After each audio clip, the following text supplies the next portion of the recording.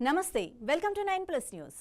BRS the నీచ సంస్కృతి అని ఎన్ఎం శ్రీనివాస్ రెడ్డి, అనిరుద్ రెడ్డి ఘాటుగా విమర్శించారు. కేసీఆర్, కేటీఆర్ అధికారంలో ఉన్నప్పుడు తన తల్లి, భార్య ఫోన్లు కూడా ట్యాప్ చేయించిన నీచులు అని చేదరించుకున్నారు. బీఆర్ఎస్ మరోసారి అధికారంలోకి వస్తే ప్రతి ఇంట్లో సీసీ కెమెరాలు పెడతారేమో అని అనుమానం వ్యక్తం చేశారు. తన డ్రైవర్తో పాటు ఆయన భార్య ఫోన్ కూడా ట్యాప్ చేయటం విడ్డూరంగా ఉందని అనిరుద్ రెడ్డి పేర్కొన్నారు.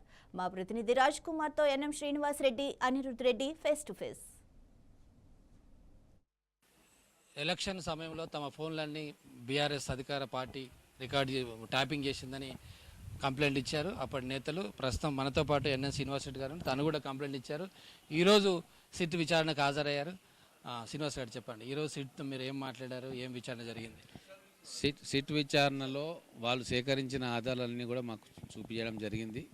మా ఫోన్లు, తర్వాత మా నియోజకవర్గంలో మా ప్రాంతంలో ఎవరెవరు ఫోన్లు ట్యాప్ చేశారన్న విషయం కూడా మాకు చెప్పడం జరిగింది. వారు ఎలక్షన్ కంటే చాలా రోజుల ముందు నుంచే నా ఫోన్ను ట్యాప్ చేయడం వాళ్ళు చేశారనేది ఆధారాలతో సహా వాళ్ళు చూపించారు. ఎలక్షన్లో చాలా ముమ్మరంగా ట్యాప్ చేశారు. నేను ఎవరితో మాట్లాడుతున్నానో వాళ్ళందరికీ కూడా ఫోన్ కాల్స్ వెళ్ళడం జరిగింది.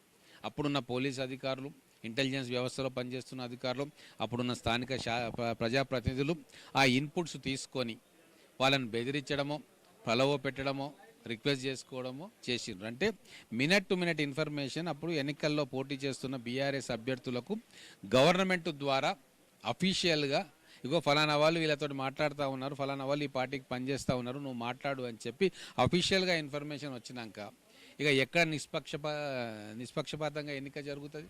డీజీపీ ఏం చేస్తూ ఉన్నారు, అప్పుడు ఎలక్షన్ కమిషన్ ఏం చేస్తూ ఉంది, పోలీసు యంత్రాంగం ఏం చేస్తూ ఉంది, ఆశ్చర్యం అవుతూ ఉంది. అంత దారుణమైన పరిస్థితి తీసుకొచ్చి దారుణమైన కార్యక్రమాలు చేసి కూడా ఇప్పటికి కూడా పశ్చాత్తాపం లేక మళ్ళీ మేము అధికారంలోకి వస్తాం, మేము అది చేస్తాం, ఇది చేస్తామని చెప్తున్నారు. అంటే ఇక వాళ్ళ ఆలోచనలు ఎట్లా ఉన్నాయి? తెలంగాణ ప్రజలు ఈరోజు హాయిగా ఊపిరి పీల్చుకుంటూ ఉన్నారు. రాక్షస పాలన అంతమొందించారు. ఈరోజు ఎటువంటి నిఘా కూడా లేదు. ఇప్పుడు హాయిగా ప్రజలు కావచ్చు, జర్నలిస్టులు కావచ్చు, ఎవరి పని వాళ్ళు చేసుకుంటూ ఉన్నారు. ఎవరి ఇష్టం ఉన్నట్టుగా వాళ్ళు వార్తలు రాసుకుంటూ ఉన్నారు. ఎక్కడ నిర్బంధం లేదు. కానీ గతంలో చాలా తీవ్రమైన నిర్బంధం మధ్యలో 10 సంవత్సరాల పాలన కొనసాగింది. మళ్ళీ ఒకసారి తెలంగాణ ప్రజలకు నేను అవి గుర్తుకు తేదలుచుకున్నాం. ఆ 10 ఏళ్ల పాలనలో మీ స్వేచ్ఛను మీరు ఎట్లా కోల్పోయినరు, మాట్లాడితే మీ మీద నిఘా ఎట్లా ఉండేది, కానీ ఇప్పుడు ఎంత స్వేచ్ఛగా ఉన్నారు. మీరు రాబోయే రోజుల్లో కూడా ఇటువంటి స్వేచ్ఛను కోరుకుంటారా, లేదు బీఆర్ఎస్ పాలనలో ఉన్న నిర్బంధాన్ని కోరుకుంటారా ఆలోచించాలని చెప్పి నేను కోరుతా ఉన్నా. మీరు ఎలా గుర్తించారు ఈ ట్యాపింగ్? మీకేమైనా బెదిరింపులు వచ్చాయా ఆ సమయంలో? నన్ను బెదిరించేటువంటి తెలంగాణలో ఎవరున్నారు? కానీ కార్యకర్తలను కావచ్చు, మిగతా నాతో పనిచేసే వాళ్ళు కావచ్చు, నాతో అసోసియేట్ అయిన వాళ్ళు కావచ్చు, వాళ్ళని బెదిరించారు. అప్పుడే వాళ్ళు మాకు చెప్పిండ్రు. కానీ మేము ఎలక్షన్ పనిలో ఉన్నాం, ఏం కాదు, ఎవరేమవుతారో చూసుకుందాంలే అని చెప్పడం జరిగింది. ఎలక్షన్ కాగానే కంప్లైంట్ ఇవ్వడం జరిగింది.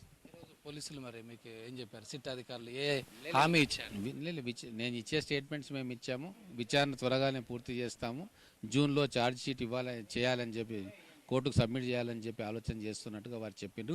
ఇంకా ఏమైనా మనకు స్టేట్మెంట్ తీసుకోవాలి. కొంతమంది ప్రజాప్రతినిధులు, మీడియా మిత్రులు కూడా చాలామంది స్టేట్మెంట్లు తీసుకున్నారు. ఎవరి ఫోన్లు అయితే ట్యాప్ అయినాయో వాళ్ళ దగ్గర లిస్ట్ ఉంది, చాలా పెద్ద లిస్ట్ ఉంది, ఫైళ్ళు ఉన్నాయి. కొన్ని వేల మంది ఫోన్లు ట్యాప్ అయినాయి. వాళ్ళందరినీ కూడా విచారణ చేయాలి కదా. ఎవరైతే సమాజంలో గౌరవప్రదమైన స్థానంలో ఉన్నారో, మీలాంటి సీనియర్ జర్నలిస్టులు ఎవరెవరైతే ఉన్నారో వాళ్ళందరి ఫోన్లు కూడా ట్యాప్ అయినాయి. కాబట్టి వాళ్ళని కూడా పిలిచి వాళ్ళ స్టేట్మెంట్ రికార్డ్ చేస్తేనే సమగ్రమైన దర్యాప్తు అవుతుంది. కాబట్టి కొద్దిగా ఈ కాలయాపన జరుగుతూ ఉంది. ప్రతిరోజు 2-3 స్టేట్మెంట్లు తీసుకుంటూనే ఉన్నారు. తుది దశకు చేరుకుందని చెప్పి నాకు అర్థమైంది. ఖచ్చితంగా జూన్ కావచ్చు లేదా జూలై మొదటి వారంలో ఖచ్చితంగా ఛార్జ్ షీట్ వేస్తారని చెప్పి నేను అనుకుంటా ఉన్నాను. కాల్ రాసిన ఈ చర్యను మీరు ఏం డిమాండ్ చేస్తున్నారు ఫైనల్గా? ఇప్పుడు డిమాండ్ కాదండి, ఇప్పుడు ప్రజాస్వామ్యంలో ఉన్నాం. ప్రజాస్వామ్యాన్ని కూని చేసిన వ్యక్తులకు మళ్ళీ ప్రజాస్వామ్యంలో ఓటు హక్కే అర్హత లేదు. కాబట్టి చట్టబద్ధంగా వాళ్ళకు శిక్షించాలి. మళ్ళీ ఒకసారి ఎన్నికల్లో పోటీ చేయకుండా వాళ్ళకు జీవితకాలం నిషేధం విధించాలని చెప్పి నేను పర్సనల్గా డిమాండ్ చేస్తా ఉన్నా.